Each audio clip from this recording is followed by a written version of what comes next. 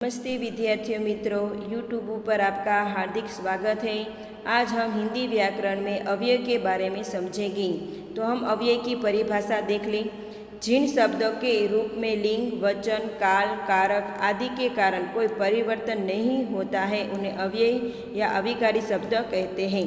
ये जो है लिंग, वचन, काल, कारक, उसमें कोई भी परिवर्तन नहीं होता है, उसमें कोई फर्क नहीं पड़ता है। जैसा लिखा होता है वैसा ही वो होता है, उसमें फ़र्क नहीं पड़ता, उसे इसीलिए अविकारी शब्द कहते हैं।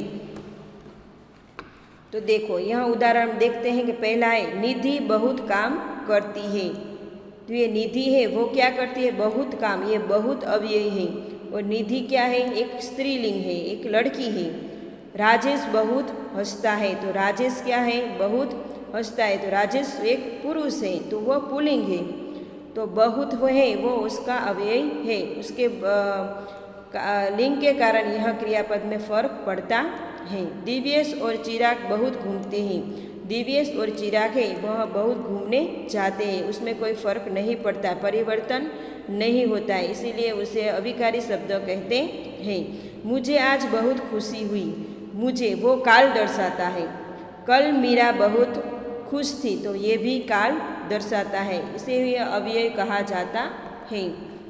एक लड़का धीरे धीरे चल रहा है। तो ये लड़का है वो धीरे धीरे चलने की क्रिया कर रहा है, वो रीत दर्शाता है, इसलिए इसे रीतिवाचक दर्शक कहा जाता है। ये धीरे धीरे ये अव्यय कहा जाता है। और यह लड़का वो पुरुष है।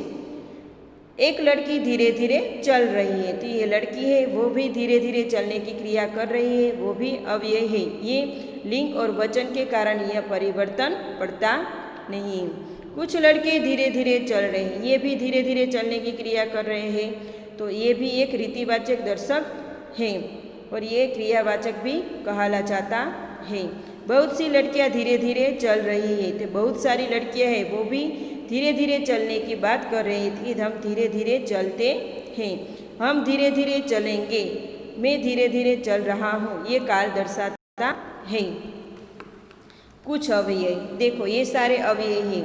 हम जो भी काव्य सेंटेंस लिखा होता है उसमें और, तथा, अथवा, या, वाह, आहा, वाह, आ, जब, तब, अभी, उधर, वहाँ, इधर, कब, क्यों, ठीक, अरे, एव, किंतु, परंतु, बल्कि, कल, अधिक, ऊपर, इसीलिए, अतः, अतएव, चूंकि, अवश्य, अर्थात इत्यादि। ये जो शब्द है वो कोई वाक्य लिखा होता है तो उसमें ये शब्द दिखाए तो उसको हम अव्यय कहा जाता है। हमें ये शब्द को, ये वाक्य को, कुछ अव्यय को ध्यान में रखना चाहिए, इसे हम क्या कहते हैं? अव्यय कहा जाता है। जिन शब्दों के रूप, लिंग, वचन, काल, कारक आदि के कारण कोई परिवर्तन नहीं होता है उन्हें अव्यय या अविकारी शब्द कहते हैं। ये जो शब्द है इसमें कोई फर्क पड़ता नहीं है, वो जैसा लिखा होता है वैसा ही होता है, उसमें कोई अविकारी शब्द आता नहीं है, इसीलिए उसे अविकारी शब्द कहते हैं। बाय विद्यार्थी मित्रों।